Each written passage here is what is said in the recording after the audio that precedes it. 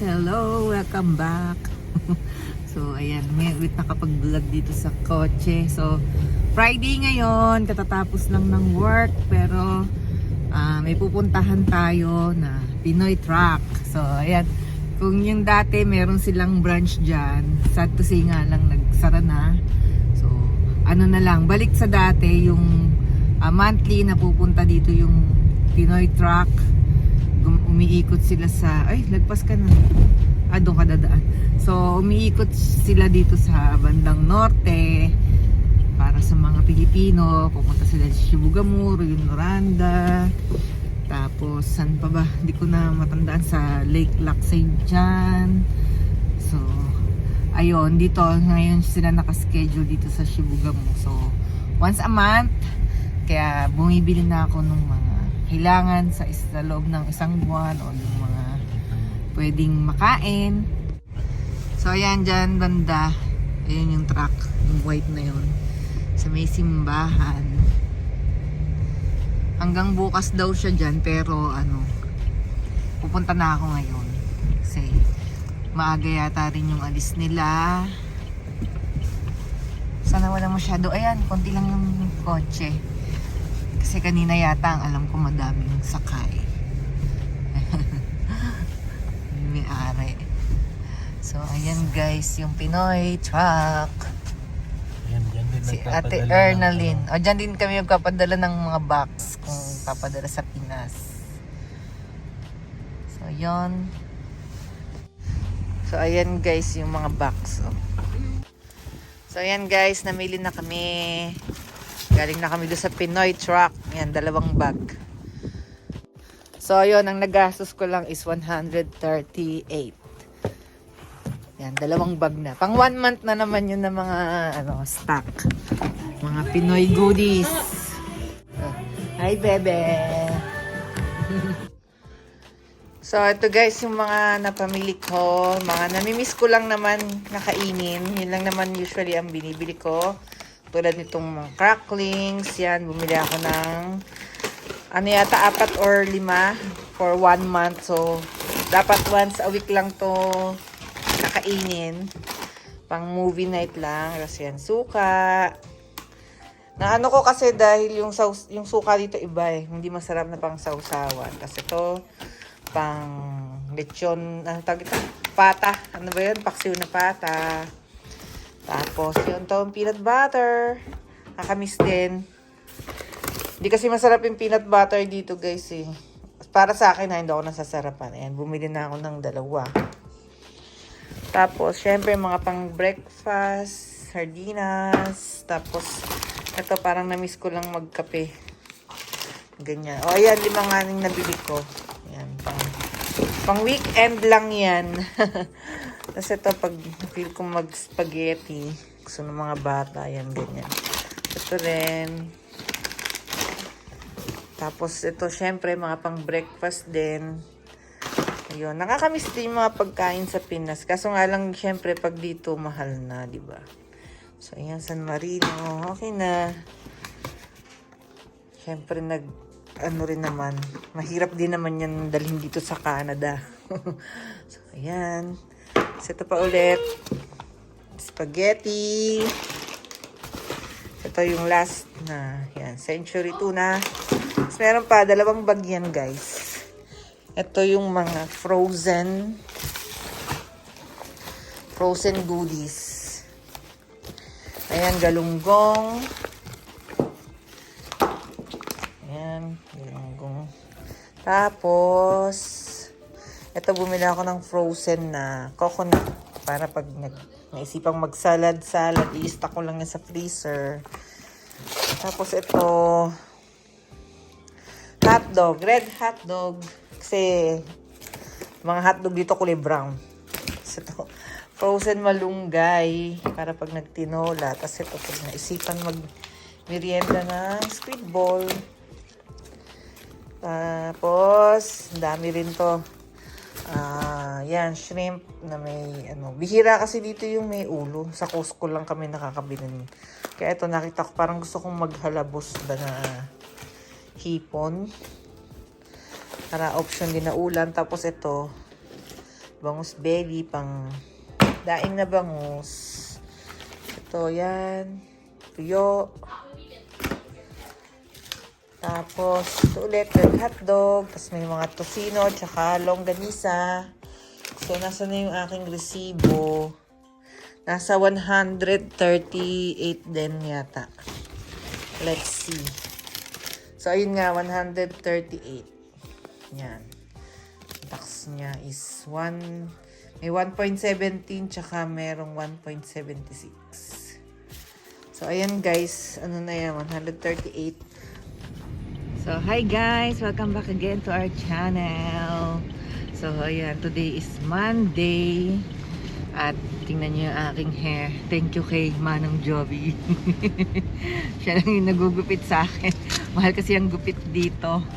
So, yon, kapunta kami ngayon sa sa unang-una sa hospital. Yatid muna namin si ate kasi kailangan niya magpa-check up. Sumasakit yung tiyan niya ng mga ilang araw na. So, uncomfortable daw siya kaya yun. So, si ate na lang iwanan na lang muna namin kasi nga medyo matagal. And then, para matuto rin siya na makapagpa-check up. Kasi dito pag above 14 na, pwede nang magpa-check up mag-isa. So, ayun. And then, after that is pupunta kami sa tax office. So, ngayon pa lang kami magpa-file. April 1 na. So, late na kami ng isang buwan. Pero, hanggang end of March pa naman. So, April. end of April. Yun. So, hanggang end of April pa naman. Kaya, abot pa. So, pero mas advisable na mga first week pa lang ng March is mag-file na kayo para yung mga tax refund nyo is magamit nyo during the Lenten season. Kung ayaw nyong gumastos, wag agad mag-file. Hindi, okay lang yun. At least may panggastos, di ba? So, ayun, sana nga bukas kasi Ang alin? yung tax office. Kasi yung ibang company nga dito, katulad nun sa amin, staggered. Ano ba term yun? Kung pwedeng mamili ng holiday, Friday or Monday, or any day, basta within the month yata, parang ganun. 60 days. Oo, bawas. Ngayon yung holiday. Pwede kayong hindi mag-take ng holiday ngayon, sa ibang araw nyo siya gagamitin. Ganun, pwede. So, ayun, sana nga bukas yung tax office. So, ayun, sana may refund. Sana may refund kami. So, yun, mamaya bigyan ko kayo ng update. Ayan na muna yung papakita ko. Ang dami pa ring snow na naipon. So, bali yan. Sa kalsada, wala na. Yung mga bloke-bloke na yung bundok-bundok na snow na lang yan yung naiwan. Kasi, ayan yung mga na-save. Parang naipon na snow. Yun. Mga snow blower. Oo, mga mini snow blower. Yan, dyan tinatambak. Pero bakit Taas mga naipon yan na mga naipon yan, mga pag nag-snow blower ng driveway, dyan nila tinatambak. Kaya naman siya dumadami ng ganyan guys, kasi dito sa amin kapag nag-winter na, nag-negative na, bihira nang mag-positive. Kaya not unlike sa ibang lugar, no, pag nag-snow ng madami tapos bigla magpa-positive ng ilang araw, kaya nauubos. Dito sa amin hindi siya nauubos, kaya ayan, tatamba. Matagal yan guys, yung kapal na yan, unless talaga parang Mount Everest. So ayun guys, malapit lang yung hospital dito sa amin, siguro wala pang 5 minutes. Mabagal lang ang takbo kasi 50 lang yung maximum pero kung talagang 100 siguro 2 minuto lang. Ayan yung hospital. Yun lang, struggle lang talaga pagpapacheck up dyan, medyo matagal. Minimum yata 5 hours ang i-spend mo. Kaya dapat marami kang baon. Baon kang pagkain, tubig. Ganun. Ihatid lang namin si ate, iwanan namin siya dyan, tapos punta na nga kami sa tax office. Bababa ba tayo? Na siya sa reception.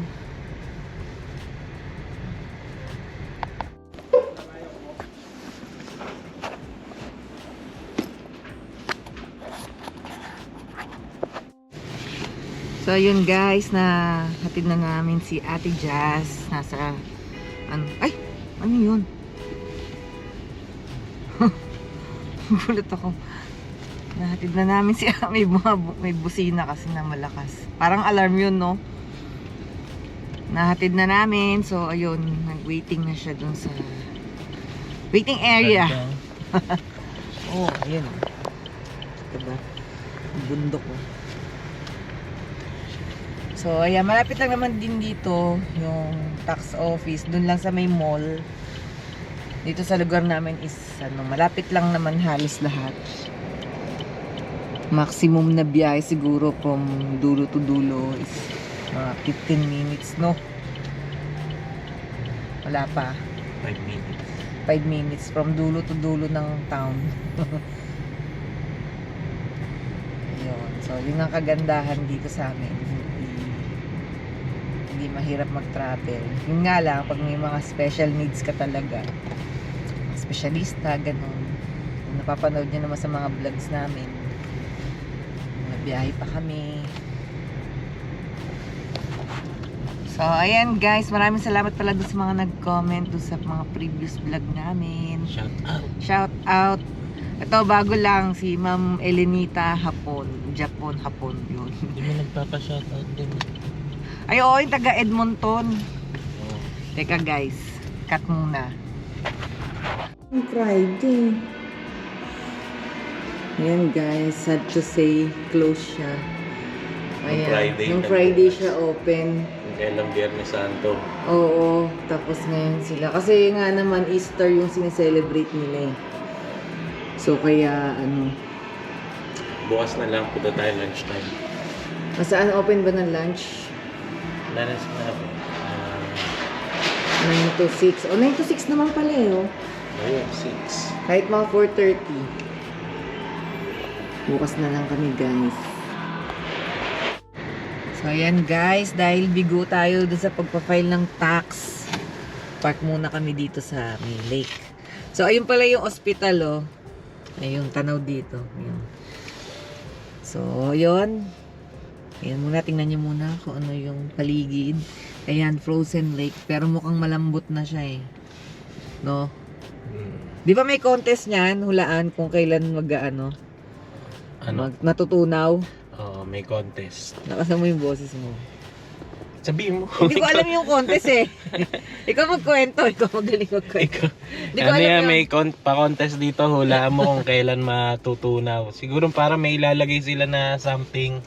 Tapos kapag lumubog na yon or kung ano man, tas yung the closest na nakahula up to the exact minute, yun yung mananalo. Pati ba minute? Oo. Akala ko date date. lang. Eh di ang daming nanalo. Yun. Okay. Wala, yun lang. I think hindi lang dito, pati sa ibang mga lakes, yun yung pa-contest nila. Yung mga community, no, yung mga ano. So, yun, mga katuwaan na contest nila. So, yeah, gusto namin mag-shoutout. Nakakalimutan namin laging mag-shoutout, guys. Minsan, Hindi tayo sanay mag-shoutout. oo, na-overwhelm kami pag nagbablog na nakakalimutan na. So, yun guys, gusto naming i-shoutout si Sir Bantot Evangelista. Yun, sabi niya, pa-shoutout idol from Edmonton, Alberta. Yun, shoutout sa mga taga-Alberta. Yes. Si Limoyko Pam, Oo. saka si Boss Inags. Inag, sila Alvin and Emma. Tas Calgary sila, Alwin. Calgary, oo. Hindi, Alberta sabi mo eh. Mga taga-Alberta. Oh, Edmonton, ayan, si Limoy ko nga, tsaka si Inags. So, yon. Tapos, sino pa? Shoutout din pala sa mga laging nagko-comment dito sa aming channel. Si Rob TV, Philcan Life. Yun. Tsaka si Kabayan Montreal. Tapos, sino pa ba yung masipag na manood sa atin? Maraming salamat po sa madalas na pag-comment. Ayan. Tapos lalo na dun sa huli kong vlog, yung about dun sa business or bahay. Yan, si Ma'am Elenita. Nakakatawa naman yung mga sinabi niya. Magaganda yung mga sinabi niya. So, thank you, Ma'am. Ikaw, sino? Shoutout ko yung mga yung mga nag-aaral ng French. Yun. Yun. Yung iba gustong maging anonymous. So okay lang yon. So good luck. Sana na-enjoy nyo yung inyong pag-aaral. Gagaling din kayo basta consistent lang, and then sana hindi kayo ma-burn out. Hanap kayo ng iba't ibang ways para matuto, hindi lang sa libro. Manood din kayo ng mga series, videos, makinig rin kayo ng music. Sa music naman, hindi ko naman pwede i-recommend yung type ng music na Depende kasi sa type mo eh. na pinapakinggan ko. Hindi ako pwede mag-recommend ng artist. Depende kasi sa type or genre ng music na gusto nyo. So yun lang, tuloy lang sa pagsisikap at makakamit nyo rin ang inyong pangarap para sa pamilya. Gusto ko rin i-shoutout yung si Nardino TV. Ayan, kapwa rin natin IT Ay, yan oo. dito sa Canada. Shoutout, sir. O pakita mo yung channel niya. Oo, yun. Sige, i-ano ko dyan. Ano yan sila? Taga BC. Nag-comment siya dun sa video natin dahil taga Malaysia din siya. Tapos IT rin. Nagtrabaho siya sa Scope for 1 year. Sa Asia Jaya. Sa Petaling Jaya. Ang dami ng details eh. Oo nga. Tapos anong tawag doon? So dumating sila dito as international student. Yung wife niya international student, and then siya open work permit, and then nakakuha siya agad ng provincial nomination, I think. So yun, PR na sila in less than 2 years. So congratulations po ma'am and sir. So ito yung, di ko alam kung na-shoutout ko na yung bago nating member, si Dariza Vlog. So yan, thank you po. Tapos si AJ, yan, member din natin yan dito. Si Joros, tsaka si San Ing, di ko alam kung paano i-pronounce, tsaka si Ma'am Carla, yan. Thank you po sa pagpapa-member. Sa mga gusto mag-member po, merong join button dyan sa baba ng video. So yun guys, maraming salamat ulit. Tatry ulit namin next vlogs yung pag-shoutout sa inyo. Comment down below kung taga saan kayo. At syempre kung gusto nyo ma-shoutout, ayan, pipilitin natin na ma-shoutout kayo sa mga susunod na vlogs. Maraming salamat po. Bye-bye.